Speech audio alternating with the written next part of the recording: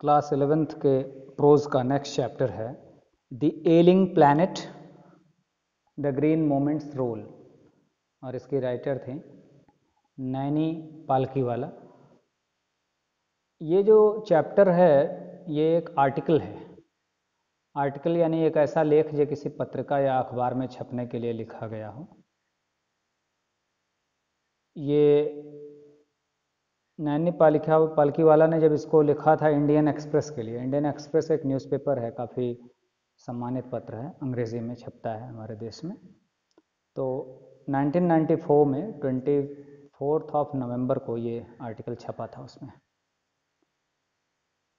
The ailing planet, एलिंग का मतलब बीमार, प्लैनेट यानी ग्रह, यानी बीमार ग्रह।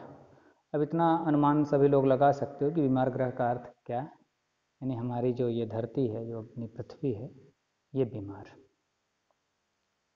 ये इस समय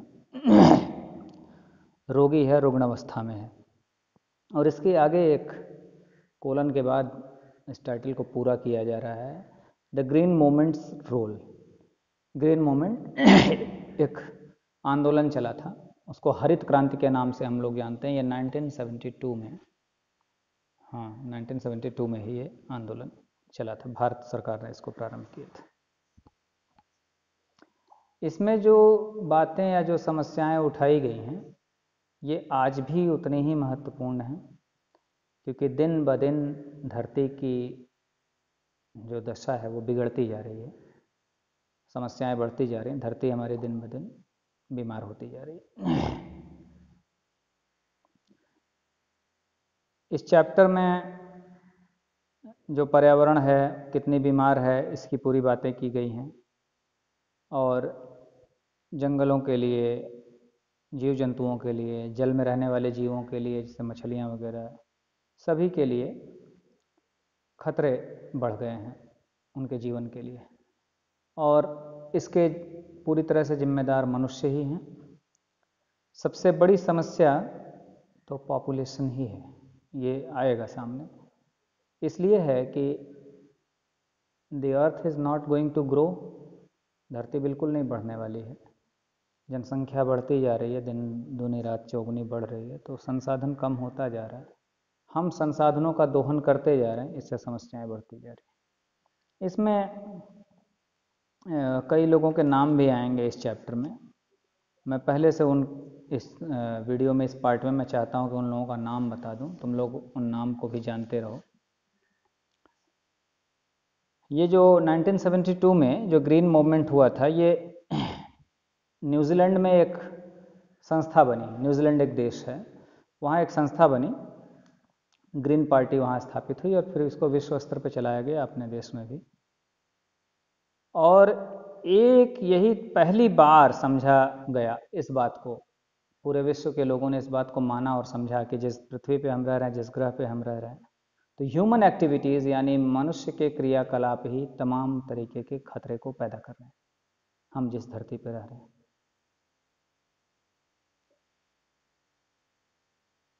इसमें एल.के. झा का नाम आएगा, ये ब्रांड कमीशन रिपोर्ट इनका था।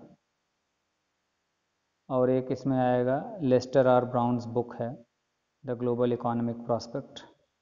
इसमें भी बायोलॉजिकल सिस्टम, तुम लोग साइंस के हो, समझते होगे कि तमाम तरीके का इकोसिस्टम होता है जीवन चलने के लिए, तो उन सारी चीज़ों पे चर्चा है। और एक अपने भारतीय संविधान में एक आर्टिकल है, अनुच्छेद है 48A, वो ये कहता है कि ये सरकार का दायित्व है कि प्राकृतिक चीज़ों को संरक्षण देना, उनके बढ़ने के अवसर, सही अवसर उपलब्ध कराना, ये सारी ड्यूटी की भी बात उसमें आएगी। और भी मार्गरेट थैचर हैं, ये भी नेता हुए, और लेस्टर आर ब्राउन का नाम बताया ही, ये राइटर थे, और इनकी भी सोच काफ़ी अच्छी रही इस मामले में। एडगर एस वूलर्ड का भी नाम आएगा। ये मुख्य नाम थे, कुछ टर्म्स थे। अब हम लोग चैप्टर देखते हैं कि ये एक आर्टिकल है, अखबार में ये छपा, 1994। The following article was written by Naini Palkhiwala and published in the Indian Express on 24th November 1994. The issues that he raised regarding the declining health of the earth continue to have relevance. अब ये जो नैनी या नानी पालकीवाला ने ये लिखा था article और ये द इंडियन एक्सप्रेस में छपा, तो इसमें इश्यूज़ यानी जो टॉपिक्स, जो समस्याएं इन्होंने उठाई, declining health of the earth, धरती का जो स्वास्थ्य गिर रहा था, इसको लेकर कंटिन्यू टू हैव रेलेवेंस, आज भी इनकी प्रासंगिकता है। यानी वो सारे मुद्दे, वो सारे टॉपिक्स, वो सारे विषय, वो सारी समस्याएं जो उस समय उन्होंने कहीं, आज भी उनकी उतनी ही प्रासंगिकता है। One cannot recall any moment in world history which has gripped the imagination of the entire human race so completely and so rapidly as the Green Movement, which started nearly 25 years ago. In 1972, the world's first nationwide Green Party was founded in New Zealand. Since then, the movement has not looked back. One cannot recall any moment in world history. आप याद करने का प्रयास करेंगे तो आपको कोई ऐसा आंदोलन, कोई ऐसी घटना याद नहीं आएगी पूरे विश्व इतिहास में, which gripped the imagination of the entire human race, कि पूरी मानव जाति की कल्पना शक्ति को बिल्कुल अपने कब्जे में ले लिया हो, जिसने प्रभावित किया हो, जकड़ लिया हो। So completely and so rapidly, इतनी पूरी तरह से, इतनी तेजी से, जैसा कि ग्रीन मूवमेंट ने किया था। और green movement which started nearly 25 years ago, जिसका प्रारंभ लगभग 25 वर्ष पहले हुआ। In 1972, the world's first nationwide green party was founded in New Zealand. 1972 में संसार का पहला, हर राष्ट्रों को मिलाकर एक ग्रीन पार्टी नाम की संस्था स्थापित की गई न्यूजीलैंड नामक देश में। Since then, the movement has not looked back. और तब के से लेकर आज तक इस आंदोलन ने कभी पीछे मुड़कर नहीं देखा, अर्थात ये आंदोलन दिन ब दिन विकास करता रहा, आगे बढ़ता रहा। We have shifted one hopes irrevocably from the mechanistic view to a holistic and ecological view of the world. It is a shift in human perceptions as revolutionary as that introduced by Copernicus, who taught mankind in the 16th century that the earth and the other planets revolved around the sun. For the first time in human history, there is a growing worldwide consciousness that the earth itself is a living organism, an enormous being of which we are parts. It has its own metabolic needs and vital processes which need to be respected and preserved. We have shifted one hopes irrevocably from mechanistic view to a holistic and ecological view of the world. हम लोगों ने बदल दिया है अपनी आशा, अपनी जो विचारधारा थी वो हमने शिफ्ट की है, बदली है। फ्रॉम मैकेनिस्टिक व्यू, यानी हर चीज़ को एक मशीन की तरह समझना, जैसे हम मशीन को देखते हैं, मशीनी जीवन जीते हैं, हर चीज़ का जितना ज़्यादा, जैसे मशीन हमारे पास, हम चाहते हैं उसका कितना उपयोग करें, अधिकाधिक यूज़ कर लें। इससे हम बदल के लाए हैं हॉलिस्टिक और इकोलॉजिकल व्यू। इस संसार को हॉलिस्टिक यानी संपूर्णता में देखते हैं, चीज़ें एक दूसरे से अलग करके देखने की हमारी दृष्टिकोण में बदलाव आया है। हम इसको हॉलिस्टिक यानी संपूर्णता में, पूरे वर्ल्ड को एक यूनिट, एक इकाई के रूप में देखते हैं। And ecological view, ecological ecosystem के व्यू में, कि चीज़ें एक दूसरे से जुड़ी हैं, किसी एक चीज़ को नुकसान पहुंचेगा तो दूसरी चीज़ अपने आप गड़बड़ हो जाएगी। It is a shift in human perceptions. Human perceptions यानी देखने का तरीका, दृष्टिकोण, बदलाव आया। As revolutionary as that introduced by Copernicus, who taught mankind in the 16th century that the earth and the other planets revolved around the sun. तो ये एक आंदोलनकारी विचार था, बिल्कुल उतना ही आंदोलनकारी जितना कि 16th सेंचुरी में कॉपरनिकस ने जब बताया कि अर्थ और दूसरे प्लैनेट सूर्य के चारों ओर चक्कर लगाते हैं। देखो, ये बता दूं कि ऐसा माना जाता है, वेस्ट वाले ये मानते हैं कि कॉपरनिकस ने पहले बताया कि ये सारे पिंड जो ग्रह हैं सूर्य का चक्कर लगाते, लेकिन हमारी भारतीय संस्कृति में ये बातें बहुत पहले पता थी। पूरे विश्व में कहीं ये सब जानकारी नहीं थी, हमारे यहाँ थी। हमारा पंचांग आज भी बिल्कुल सटीक गणना, सूर्योदय, सूर्यास्त, चंद्रोदय, चंद्रास्त और तमाम ग्रहों की गणना, कर लेता है आज भी। प्राचीन काल में भी हमारे यहाँ वेधशालाएँ होती थीं। वेधशाला एक तरह का रिसर्च सेंटर ही होता था। तो हमारा साइंस बड़ा डेवलप्ड था। हमारे प्राचीन काल के ऋषि मुनि बहुत बड़े विज्ञानी हुआ करते थे। अलग बात है कि हम पेटेंट वगैरह नहीं करा पाए, हम लोग गुलाम बने दूसरों के। और कई जातियाँ, कई धर्म वाले तो अब भी वही रटते हैं। जैसे अभी कुरान में तो अब भी कहा जाता है कि धरती चपटी है और हुक्का पीने से बादल बना है, पहाड़ इसलिए रखा हुआ है कि धरती उड़ न जाए। तो अलग अलग कॉन्सेप्ट है। और तुम्हारे क्रिश्चियनिटी में भी ये उस समय जब लोगों ने ये कहा कि नहीं पृथ्वी गोल है या ये घूमती है सूर्य के चारों ओर, सूर्य स्थिर है, तो कितने को तो मार दिया गया वहाँ ये बात कहने के लिए। इतनी स्वतंत्रता भी नहीं है वहाँ, नहीं थी, आज भी नहीं है, हमारे यहाँ है। तो खैर ये बहुत बड़ा आंदोलनकारी विचारधारा थी कि इस तरह की बात सामने लाना कि अर्थ और सारे प्लैनेट सन के चक्कर लगाते हैं, सन स्थिर है। For the first time in human history, there is a growing worldwide consciousness that the earth itself is a living organism. तो पहली बार ऐसा हुआ मानव इतिहास में कि एक कॉन्शसनेस, एक जागरूकता आई लोगों के मन में और पूरे संसार के कॉन्शसनेस में, समझ में ये बात आई, earth itself is a living organism, कि पूरी धरती को हम एक जीवित के रूप में मानना शुरू किए। हमारी संस्कृति में तो पहले ही धरती को माता मानते हैं, लेकिन पूरे विश्व में ये बात आई, an enormous being of which we are parts. और ये धरती एक जीवित सी वस्तु हो गई और बहुत बड़ी, और हम लोग उसके छोटे छोटे हिस्से। ये समझ विकसित हुई। It has its own metabolic needs and vital processes which need to be respected and preserved. Metabolic ये बायोलॉजी का टर्म है। जैसे हम भोजन करते हैं, हमारे शरीर को विभिन्न आवश्यकताएं उससे पूर्ति होती है ना, तो वो। और वाइटल प्रोसेसेस मतलब वही जीवित रहने के लिए अलग अलग क्रियाकलाप। तो कहते हैं कि ऐसे अर्थ को भी समझा गया कि इसका भी एक अलग से मेटाबॉलिज्म है, उसको भी हमें रेस्पेक्ट करना चाहिए, उसे छेड़छाड़ नहीं करना चाहिए और प्रिजर्व्ड, उसे सुरक्षित रखना चाहिए।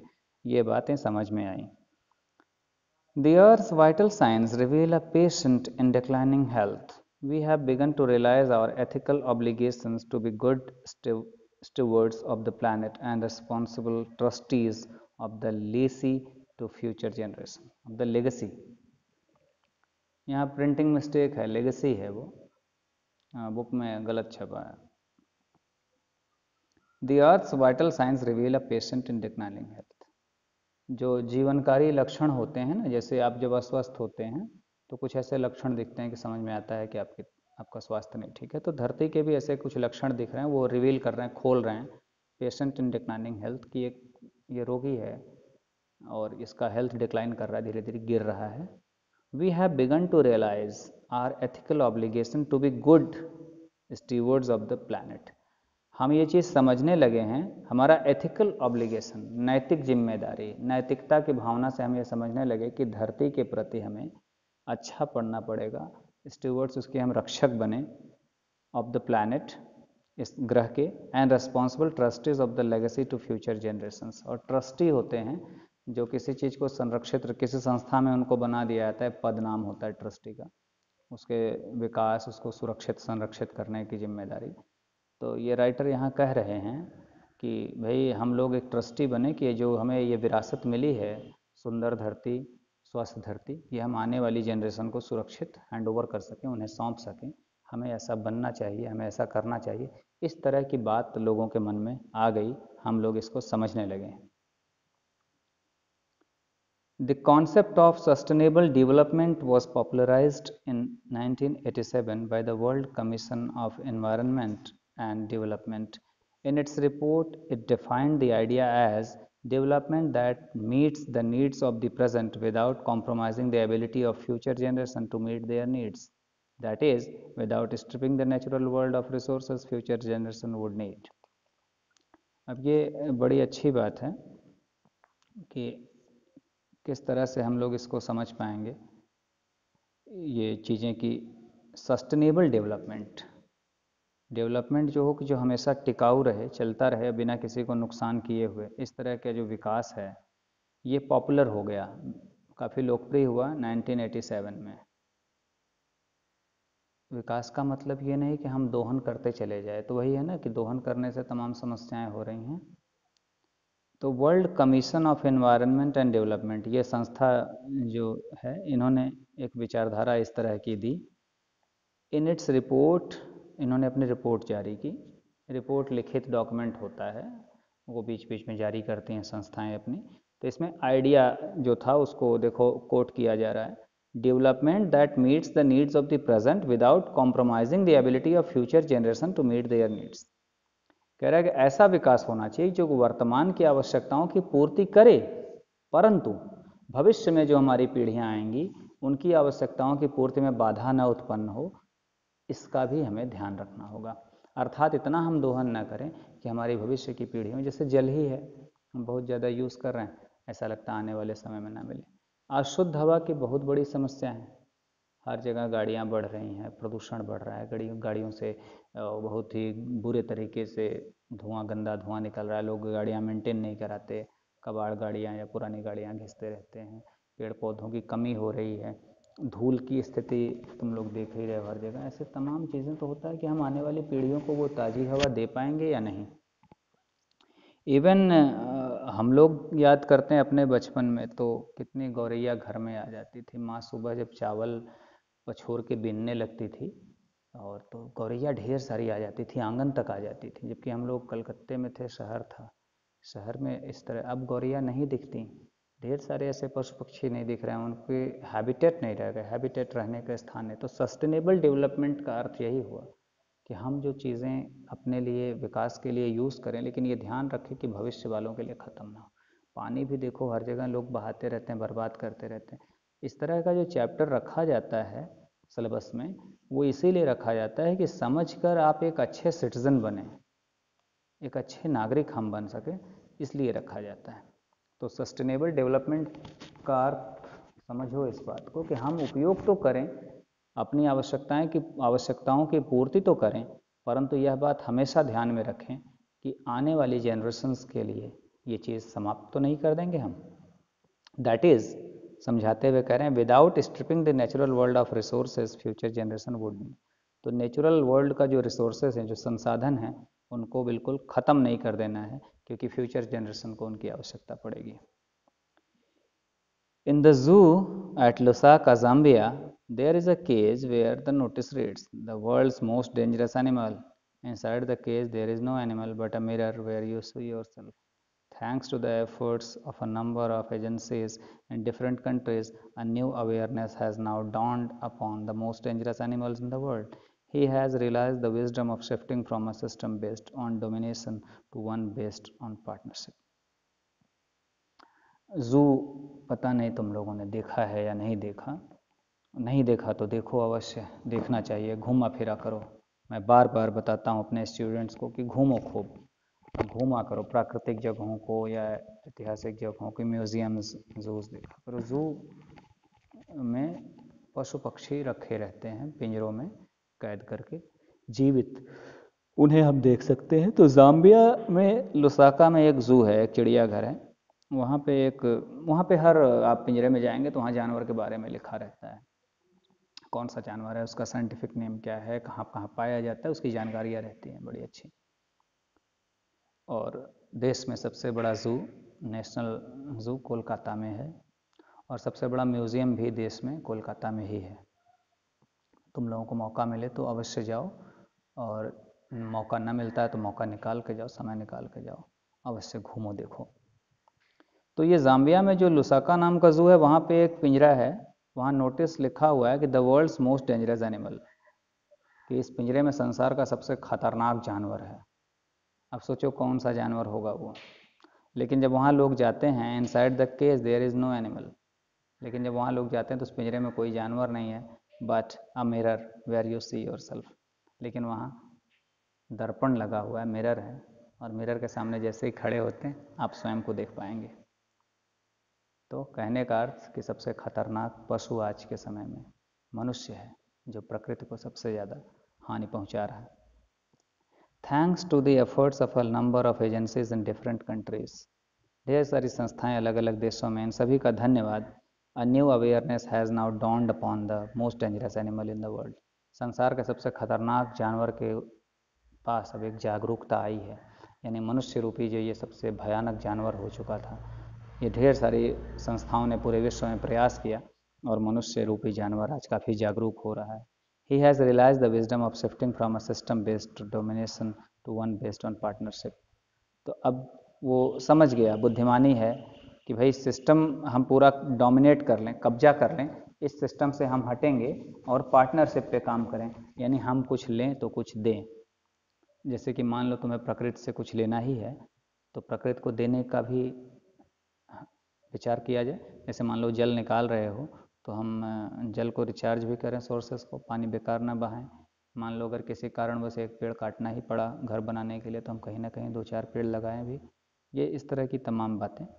तो पार्टनरशिप की बात कि गिव एंड टेक, हम कुछ ले रहे हैं तो कुछ दें. Scientists have catalogued about 1.4 million living species with which mankind shares the earth. Estimates vary widely as regards the still uncatalogued living species.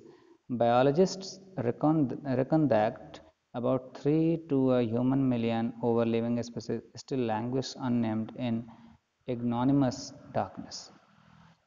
Scientists have catalogued about 1.4 million living species with which mankind shares the earth.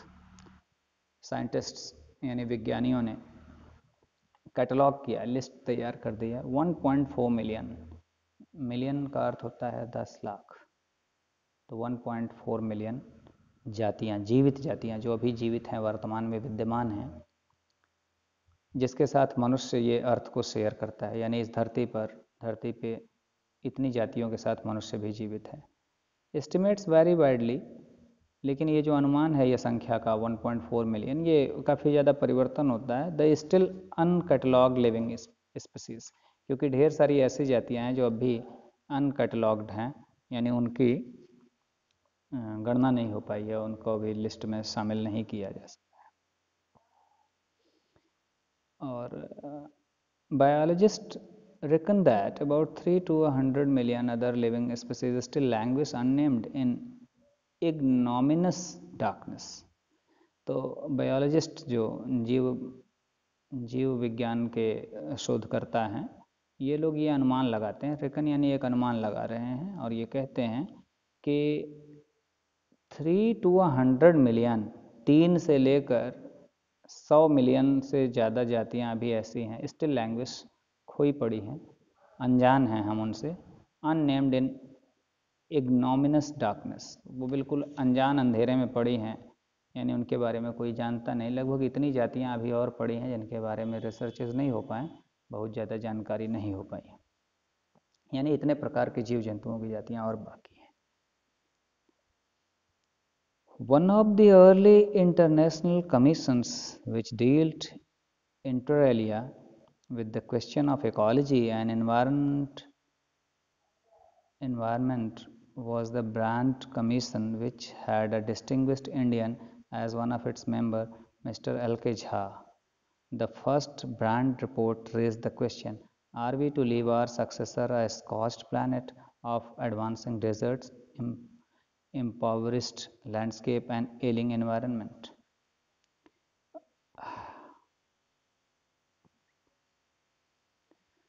एक international commission जो बिल्कुल प्रारंभिक समय में बना, अंतर्राष्ट्रीय संस्था बनी, तो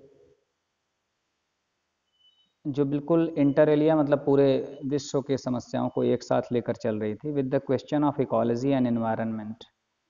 जो इकोलॉजी यानी इकोसिस्टम और वातावरण पर्यावरण को और ये पूरी पारिस्थितिकी तंत्र को लेकर चर्चा कर रही थी. इस कमीशन का नाम था Brundtland commission, and which had a distinguished Indian as one of its member. और इसके सदस्य एक जाने पहचाने भारतीय विज्ञानी भी थे जिनका नाम था mister L K Jha. The first Brundtland report raised the question, और ये जो पहला ब्रांड कमीशन की रिपोर्ट आई, इसमें एक प्रश्न उठाया गया, are we to leave our successors a scorched planet of advancing deserts, impoverished landscapes and ailing environment. क्या हम छोड़ेंगे अपने सक्सेसर्स यानी आने वाली पीढ़ियों को, अपने उत्तराधिकारियों को छोड़ेंगे अ स्कॉच्ड प्लैनेट, स्कॉच्ड मतलब लूटा पिटा, इसको बिल्कुल लूट पाट लिया गया हो, ऑफ एडवांसिंग डेजर्ट्स, और लूटने पीटने के बाद क्या होगा कि डेजर्ट्स यानी रेगिस्तान, मरुस्थल बढ़ता जाएगा इस धरती पर, इम्पॉवरिस्ड लैंडस्केप्स, और जो प्राकृतिक दृश्य हैं ये बिल्कुल ख़त्म होते जाएंगे। एन एलिंग एनवायरनमेंट, और जो एनवायरनमेंट है, जो वातावरण है, जो पर्यावरण है, वो एलिंग, रोगी हो जाए, रुग्ण हो जाए, धीरे धीरे ख़त्म, बर्बाद, मृत्यु के करीब हो, निकट हो। क्या हम ऐसा छोड़ना चाहते हैं? ये बहुत बड़ा प्रश्न पहली रिपोर्ट में ही ब्रांड कमीशन ने सामने रखी। तो यहाँ तक हम लोग रखते हैं, बाकी अगले वीडियो में हम देखेंगे। धन्यवाद।